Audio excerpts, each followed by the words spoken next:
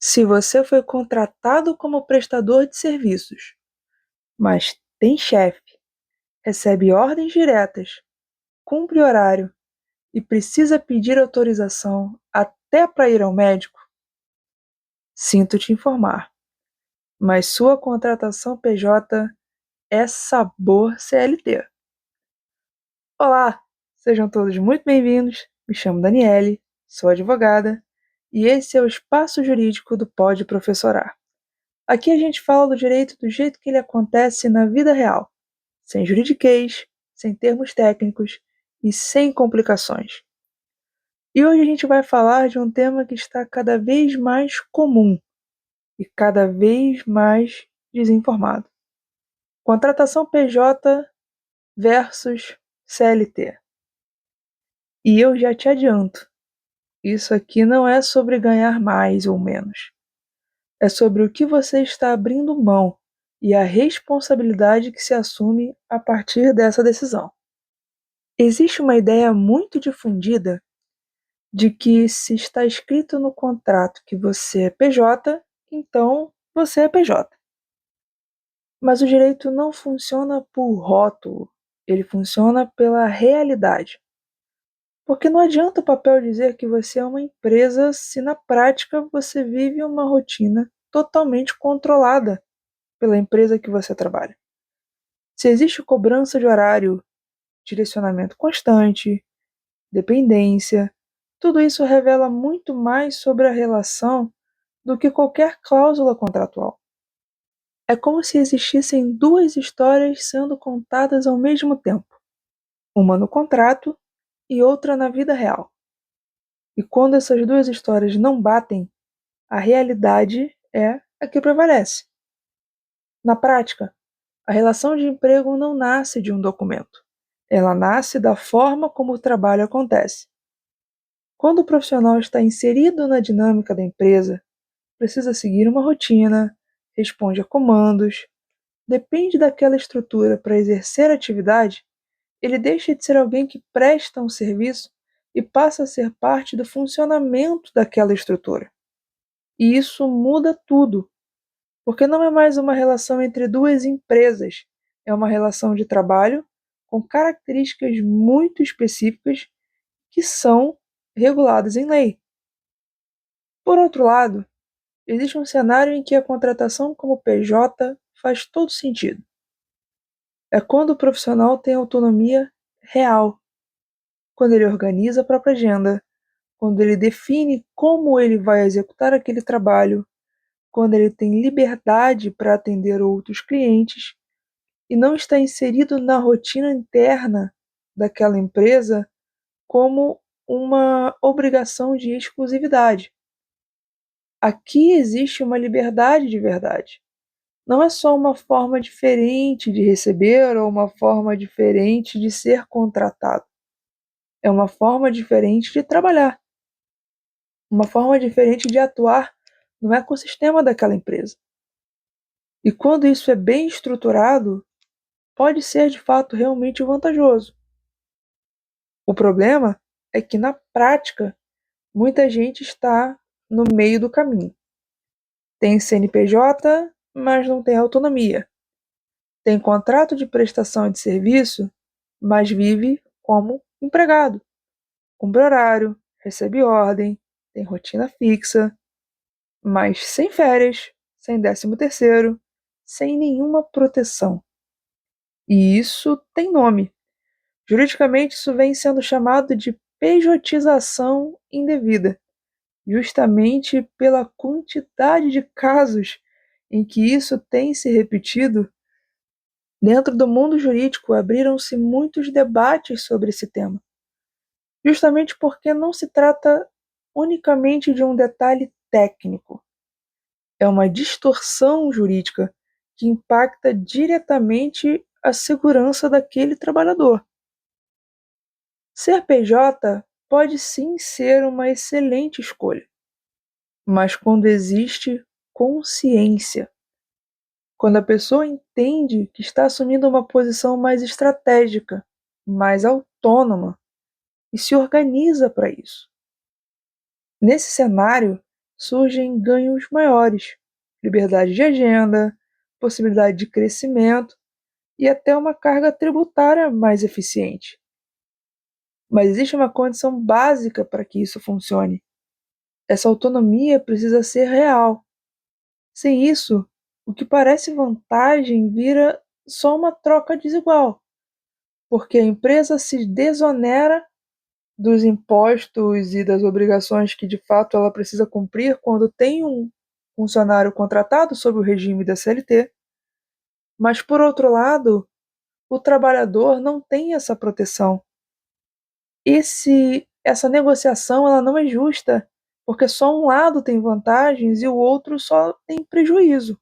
Quando alguém sai da CLT, não está apenas mudando a forma de contratação, está abrindo mão de uma estrutura inteira que o protege. Deixa de existir aquele período de descanso remunerado, o 13º, que muitas vezes funciona como um alívio financeiro no fim do ano, o FGTS, que vem sendo acumulado ao longo do tempo por toda a vida daquele trabalhador, deixa de existir como uma reserva automática. Além disso, não há mais o seguro-desemprego, nem estabilidade em situações específicas. Não há nenhuma garantia de continuidade daquela renda.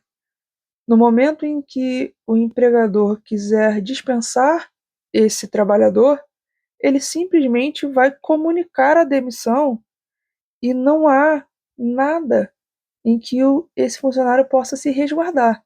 Ele simplesmente, a partir do mês seguinte, não vai ter salário. E como ele vai se virar a partir disso, realmente vai depender da organização financeira dele, porque amparo estatal ele não vai ter nenhum. E aqui está um dos pontos mais importantes. Quando você vira PJ, você não só perde alguns direitos, na verdade você assume um novo papel. A partir dali, você precisa se enxergar como empresa, não apenas fazer contratos como empresa. É uma questão realmente de postura, porque isso significa cuidar dos próprios impostos, organizar a sua renda, se planejar para períodos sem entrada de dinheiro. Inclusive, isso significa ter que planejar e providenciar a própria aposentadoria, estruturar contratos e entender os riscos da sua atividade num todo. Nada disso vem pronto. Ninguém vai fazer por você. E como nada é tão ruim que não possa piorar, ainda temos um cenário mais danoso e mais comum do que deveria, que é quando a pessoa é contratada como PJ, mas nem CNPJ tem. A pessoa assina como pessoa física, recebe através do seu CPF e acha que está na mesma lógica de quem é empresa, mas não está. Na prática, ela fica no pior dos mundos, porque não tem os direitos da CLT e também não tem os benefícios de uma pessoa jurídica. Entendam, pessoa jurídica, como nós falamos em alguns episódios anteriores, ela é uma empresa, ela tem CNPJ. Se o funcionário não constituiu uma empresa, se ele não gerou um CNPJ, ele está sendo contratado como PJ indevidamente, porque na realidade ele está atuando como pessoa física e não pessoa jurídica. PJ é a sigla de pessoa jurídica. Então, toda vez que nós mencionamos PJ, nós estamos nos referindo a uma empresa. Mas muitas pessoas estão sendo contratadas como PJ e atuando como pessoa física. E eu preciso trazer um ponto que, com certeza, quando o empregador ofereceu o contrato PJ a uma pessoa física, certamente ele não contou esse detalhe, que é o fato de que, quando você é contratado como prestador de serviço e atua sendo pessoa física, ou seja, atua sem constituir um CNPJ, a forma como você é tributado é baseado no seu CPF. Ou seja, essa pessoa vai ser tributada dentro de uma alíquota que pode chegar a 27,5% daquilo que ela recebe.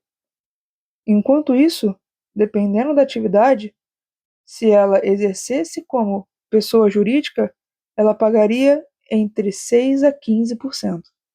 Sim, é isso mesmo que você ouviu. Se você é uma pessoa física e está vivendo sobre uma contratação de pessoa jurídica, você pode estar pagando o dobro ou até o triplo de imposto, simplesmente pela sua atividade não estar estruturada da forma correta. E isso muda completamente o resultado no final do mês. Convenhamos que pagar 3 vezes mais de imposto do que você deveria faz com que a sua renda se limite em uma porcentagem que poderia estar sendo revertida para a sua vida, para a sua casa, para o seu bem-estar, ou como te conviesse gastar. Então eu preciso, de fato, te fazer uma provocação de uma forma bem direta. Você quer ser PJ? Você realmente decidiu atuar, prestar serviço como uma pessoa jurídica? Ou você só está aceitando esse regime de contratação porque foi o que lhe ofereceram? Existe uma diferença enorme entre escolher ser uma empresa e de fato empreender no ramo da atividade que você exerce, ou simplesmente aceitar um contrato e assinar sem entender de verdade todas as responsabilidades que aquilo significa. E muitas das vezes essas consequências, muitas das vezes essas responsabilidades não trazem cobranças no exato momento em que a atividade começa. Ela traz lá no final, que é justamente quando acontece uma demissão, quando acontece algum acidente de trabalho, quando acontece alguma necessidade que exija um afastamento. Então o empregador opta por encerrar o contrato e o trabalhador descobre que a partir dali não vai ter direito a nada, não vai ter nada a que possa se resguardar. Então, antes de aceitar qualquer proposta, cabe sempre olhar com calma, entender se existe liberdade real ou apenas uma aparência de liberdade, analisar se o valor compensa a proteção e os direitos que está se abrindo mão a partir daquela assinatura. E, principalmente, avaliar se você está preparado para assumir o papel de empresa. Porque quando essa decisão é consciente, ela realmente pode ser muito vantajosa. Mas quando não é, ela traz riscos que depois fica muito mais difícil de se lidar. É fato que o poder judiciário ele segue atuando para combater essas desvirtuações. Ou seja, a Justiça do Trabalho ela está atenta para entender quando as relações de fato elas acontecem da forma certa ou elas acontecem da forma maquiada. Quando existe uma contratação que foi feita sobre os moldes de uma prestação de serviço, mas que na verdade se refere a uma relação de vínculo que a gente chamaria de CLT, né, popularmente conhecido como CLT, a Justiça do Trabalho diariamente vem julgando causas como essa e com todos os elementos ali comprovados, ela de fato considera a contratação como CLT e resguarda os direitos daquele funcionário. Mas até isso acontecer, a partir da demissão, a partir do encerramento do contrato, esse funcionário ficou desprotegido. Às vezes nós estamos falando de uma indenização que vai acontecer 1 ano, 2 anos depois. Enquanto isso, com certeza, houve obrigações, houve necessidades que esse funcionário teve que se virar para suprir. Então, por mais que se diga, qualquer coisa eu entro com o processo, de fato, o Poder Judiciário está lá para receber esse processo e julgá-lo da melhor maneira possível. Mas, até que esse processo se finalize, Será que valeu realmente a pena o risco e o desamparo que esse funcionário precisou lidar até que o seu direito finalmente fosse reconhecido? No final das contas, PJ ou CLT não é sobre o que é melhor, é sobre o que faz sentido para a vida que você quer construir. Porque quando você entende o que está abrindo mão e o que está assumindo o lugar, você deixa de tomar decisão no impulso e passa a fazer realmente uma escolha consciente. E isso muda tudo, porque no mundo profissional, nem tudo é sobre ganhar mais. É preciso saber a que custo está vindo esse salário maior. Você é livre para constituir uma empresa e prestar serviços a outras empresas, ou simplesmente para ter a sua carteira assinada e construir a sua carreira sob o regime da CLT. Mas a partir deste momento em que você está ouvindo esse episódio, a sua decisão vai ser tomada com consciência, com clareza sobre o que se está assumindo e o que se está abrindo mão em ambos os cenários. E é exatamente para isso que esse espaço aqui existe, para te dar informação, clareza e autonomia nas decisões da vida real. Ficamos por aqui. A todos uma ótima semana e nos encontramos no próximo episódio. Até lá!